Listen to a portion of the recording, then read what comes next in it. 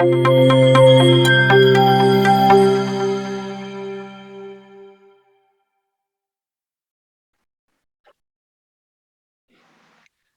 pagi dan salam sejahtera saya ucapkan kepada Dr. Azhar dan rakan-rakan.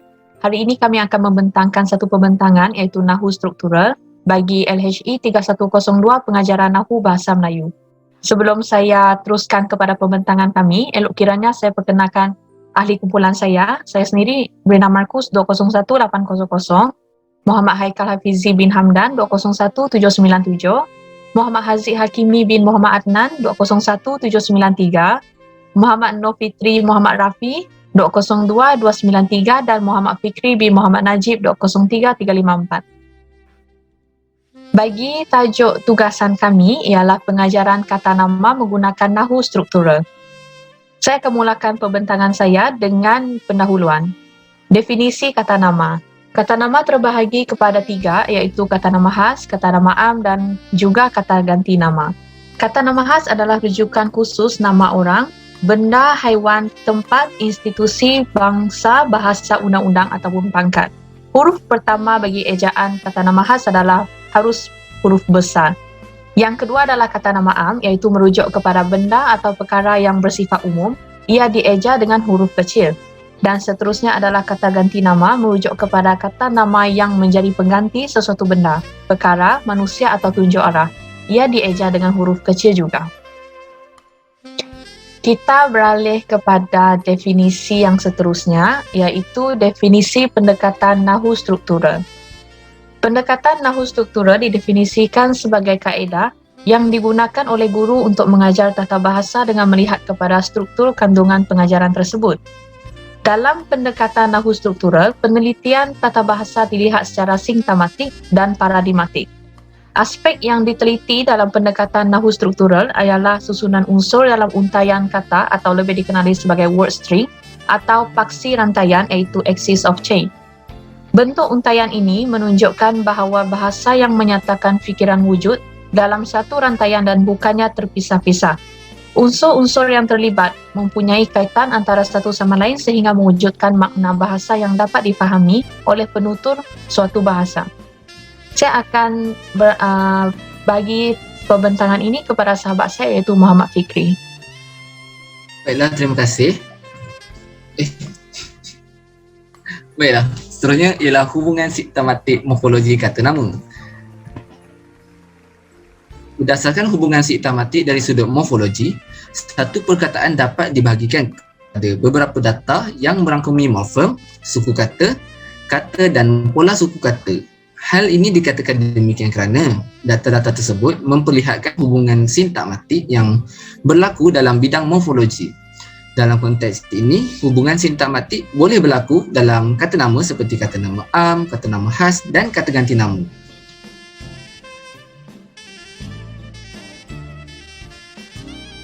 Berikut merupakan hubungan sintakmatik morfologi kata nama. Dan di sini saya beri contoh satu ialah kata nama khas iaitu proton. Mari kita lihat datanya iaitu yang merangkumi morfem, suku kata, kata dan pola. Berikut juga terdapat contoh kata nama am dan juga kata ganti nama diri. Hubungan sintakmatik sintaksis kata nama. Menerusi hubungan sintakmatik sintaksis, proses yang sama juga turut berlaku seperti mana dalam bidang morfologi tadi. Namun begitu, dalam bidang sintaksis ini terdapat binaan ayat yang berlaku. Dalam konteks ini juga, hubungan sintakmatik boleh berlaku dalam kata nama seperti kata nama am, kata nama khas dan juga kata ganti nama. Berikut merupakan hubungan sintakmatik sintaksis kata ganti nama. Dan kita boleh lihat di sini terdapat rajah pohon yang menunjukkan bahawa sintaksis itu merupakan dari segi ayat dan frasa.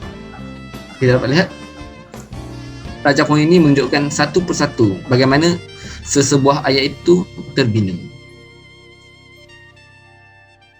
Baiklah, saya akan serahkan pembentangan ini kepada Haziq Hakimi. Baik, terima kasih saudara Fikri. Kita beralih kepada hubungan paradigmatik morfologi kata nama. Dalam bidang morfologi, Paradigmatik juga akan melibatkan perubahan pada dua suku kata di hadapan ataupun di belakang. Dalam konteks ini, hanya dua suku kata sahaja akan dikekalkan dan dua suku kata sahaja akan berubah. Seterusnya, berikut merupakan contoh hubungan paradigmatik morfologi kata nama. Terdapat contoh guru, gula, guli, gusi, guni dan guci. Seterusnya, berikut pula adalah hubungan paradigmatik sintaksis kata nama. Dalam hubungan paradigmatik sintaksis, pembinaan ayat mestilah dalam pola ayat yang sama, iaitu FN, FN, FN, FG, FN, FSN dan FN, FA.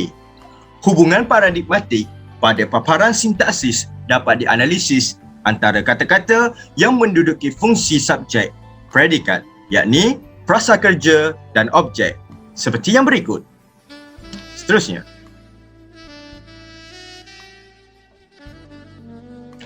berikut merupakan contoh paradigmatik sintaksis kata nama. Yang pertama adalah kata ganti nama diri yang mewakili pola FN, FK. Berdasarkan contoh di atas, subjek dan kata kerja ialah berbeza, namun pola ayatnya tetap sama, iaitu FN, FK. Contoh kedua pula adalah kata nama khas yang mewakili pola ayat FN, FA. Dan berdasarkan contoh ayat di atas, subjek dan kata kerjanya juga berbeza, namun pola ayatnya tetap sama, iaitu FN, FA. Dan yang contoh terakhir adalah kata nama am yang mewakili pola ayat FN, FN. Yang berdasarkan contoh ayat di atas, subjek dan kata kerjanya juga berbeza, namun pola ayatnya tetap sama, iaitu FN, FN. Dan kita pergi kepada pembentangan seterusnya. Baiklah, seterusnya kita pergi kepada definisi teknik pengajaran. Definisi teknik, menurut Kamus Dewan edisi keempat pada tahun 2016, teknik merupakan satu kaedah mencipta sesuatu hasil seni seperti muzik dan karang mengarang. Menurut Al-Kazin 2010 pula, teknik pembelajaran ialah satu cara yang dilakukan seseorang dalam menyampaikan sesuatu kaedah secara terperinci atau spesifik. Kita pergi kepada slide yang seterusnya. Bagi mengajar kata nama dengan menggunakan pendekatan nahu struktural, kami telah memilih 3 teknik pengajaran, iaitu teknik bercerita, teknik subang saran dan juga teknik latih tubi. Baiklah, kita akan pergi satu persatu kepada teknik tersebut. Teknik yang pertama ialah teknik bercerita. Teknik bercerita merupakan antara teknik pengajaran yang sesuai untuk mengajar nahu. Teknik ini memerlukan murid untuk menyampaikan cerita, sama ada berkaitan pengalaman mereka ataupun bercerita secara spontan tentang isu pelajaran pada hari tersebut. Teknik bercerita ini dapat mengasah kemahiran berbahasa murid selain murid dapat melibatkan diri dengan aktif melalui aktiviti pengajaran yang dilaksanakan. Seterusnya merupakan langkah pengajaran teknik bercerita. Yang pertama, guru membahagikan murid kepada beberapa buah kumpulan yang adil dan menerangkan aktiviti yang bakal dilakukan. Kemudian, guru meminta wakil daripada setiap kumpulan bercerita pengalaman mereka duduk di rumah sepanjang perintah kawalan pergerakan PKP dilaksanakan. Penceritaan hendaklah disampaikan dengan sebutan dan intonasi yang betul. Murid yang lain perlu mendengar dengan teliti penceritaan rakan mereka dan menyenaraikan kata nama yang terdapat di dalam cerita tersebut. Setelah itu, mereka perlu membahagikan kata nama tersebut mengikut pendekatan nahu struktural, iaitu sintaktik dan juga paradigmatik. Akhir sekali, murid perlu membentangkan hasil perbincangan mereka di hadapan kelas. Baiklah, kita pergi kepada teknik yang kedua. Teknik yang kedua ialah teknik subang saran. Teknik ini boleh dilakukan selepas aktiviti bercerita di hadapan kelas. Teknik sumbansaran ialah satu aktiviti menyumbang idea dan pendapat daripada murid atau dikenali juga sebagai brainstorming. Melalui sepanjang aktiviti ini dilaksanakan, tiada pendapat dan idea yang salah dan murid bebas untuk mengemukakan sebarang idea. Teknik ini dapat menjadikan murid berfikir dengan lebih kreatif dan kritis semasa mengemukakan pendapat mereka. Baiklah, kita pergi kepada langkah pengajaran bagaimana teknik sumbansaran ini dilakukan. Bagi langkah pengajaran teknik sumbansaran, yang pertama, teknik sumbansaran ini boleh dilakukan selepas teknik bercerita. Guru boleh meneruskan aktiviti bercerita dengan aktiviti kumpulan yang seterusnya, iaitu aktiviti sumbansaran. Setelah aktiviti bercerita, guru memberikan arahan kepada murid untuk berbincang dalam kumpulan melalui teknik sumbansaran. Terlebih dahulu, guru menerangkan maksud atau cara aktiviti sumbansaran dilakukan. Kemudian, guru meminta murid secara dalam kumpulan untuk mengeluarkan kata nama mengikut jenis berdasarkan penceritaan rakan mereka di hadapan kelas. Melalui aktiviti ini, setiap murid perlu memberikan pandangan atau jawapan mereka kepada ahli kumpulan. Tiada jawapan yang salah semasa melakukan aktiviti ini. Semua pandangan dan jawapan ahli kumpulan diterima dan akan disenaraikan. Setelah aktiviti perbincangan selesai dilakukan, mereka akan memilih jawapan terbaik daripada hasil perbincangan.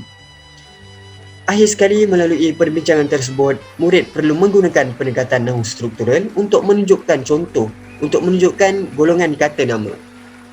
Seterusnya, kita pergi kepada slide seterusnya, iaitu contoh sintakmatik dan paradigmatik. Contoh ini merupakan contoh susulan daripada aktiviti bercerita dan juga aktiviti sumbansaran. Bagi pendekatan struktural paradigmatik dalam teknik penceritaan, antaranya adalah berikut merupakan contohnya, masa, selesa dan juga laksa. Berdasarkan contoh tersebut, kita dapat melihat hubungan secara menegak yang berlaku di dalam pendekatan struktural paradigmatik di atas. Suku kata pada belakang perkataan-perkataan yang telah disenaraikan dikekalkan, namun suku kata di hadapan saja yang berubah. Bagi contoh pendekatan struktural sintakmatik dalam teknik penceritaan pula ialah saya bagi satu contoh, iaitu kata nama iaitu masa. Berikut merupakan data bagi pendekatan struktural sintakmatik bagi contoh masa tersebut, iaitu dari segi morfem, suku kata, kata dan juga pola. Baiklah, sekian saja daripada saya. Saya serahkan kepada pembentang yang seterusnya.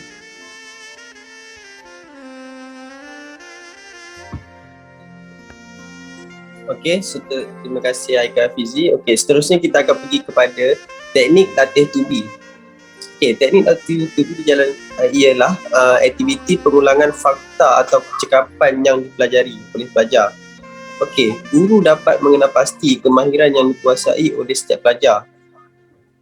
Selepas itu, murid dapat mengalami proses mendengar, melihat dan memikirkan maksud perkataan-perkataan tersebut.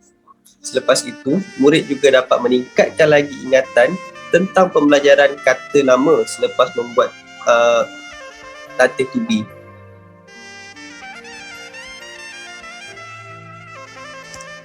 Seterusnya. Okey, bagaimana langkah pengajaran latih tubi? Okey, yang pertama, guru perlu menerangkan tentang kata nama, iaitu kata nama am, kata nama khas dan kata ganti nama. Yang kedua, guru perlu memberikan contoh-contoh kata nama dan cara menggunakan kata nama di dalam sebuah ayat. Yang ketiga, guru menunjukkan penggunaan kata nama yang betul di dalam struktur ayat tersebut. Selepas itu, guru membahagikan murid kepada beberapa kumpulan untuk membuat latih tubi yang akan diberikan oleh guru. Selepas itu, guru memberikan lembaran kerja untuk murid mengenal pasti kata nama di dalam ayat tersebut. Yang keenam, guru memberikan masa selama 15 minit untuk murid menyelesaikan latih tubi. Seterusnya, guru menyuruh wakil kumpulan untuk bentang jawapan mereka yang mereka perolehi sambil guru berbincang sama ada jawapan itu betul atau salah. Semasa langkah ketujuh ni, guru akan memberikan pendapat dan akan bertanyakan soalan pada murid-murid tentang jawapan tersebut.